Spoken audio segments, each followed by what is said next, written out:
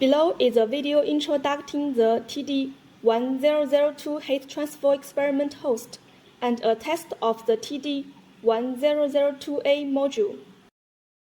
First, let me introduce the TD1002 experiment host. First, this is its control panel. On the left side of the panel is the heating switch, a voltage regulator for heating, and an output of the heating power supply. Here is a touch screen. The first interface of the touch screen will display the following 7 temperatures. These 7 temperature sensors are K-type thermocouples. From left to right, they correspond to T1, T2, T3, T4, T5, T6, and T7. Below are the voltage and current power. The voltage and current power are respectively measured at the 2 ends of the heater. This is the first interface. Click the lower left corner to enter the interface of the curve, corresponding to 4 curves respectively. The first interface is 7 temperatures, corresponding to a curve of the temperature of these 7 K-type thermocouples, corresponding to 7 colors. The second curve is the voltage curve, which is a curve of the voltage change at both ends of the heater. The third is a curve of the current at both ends of the heater. The last one is a power change curve of the heater. We can click the small house icon on the left to enter the home page. It returns to the home page of the data display.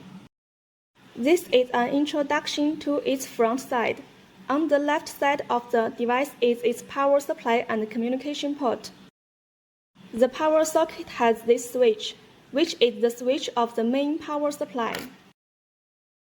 Below is its experimental host, and the main part also includes a hand valve for cold water circulation.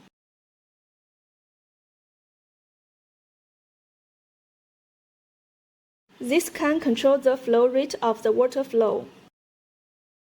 In addition, the following is an introduction to the TD1002A module.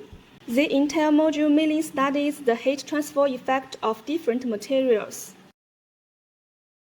Here we have a variety of heat transfer materials: brass, copper, aluminum, and stainless steel.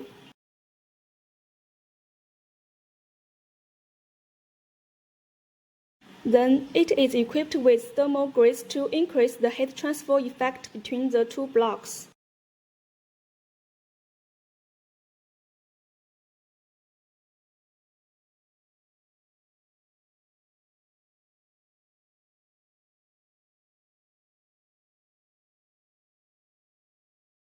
Then, to place the module, we can open this place.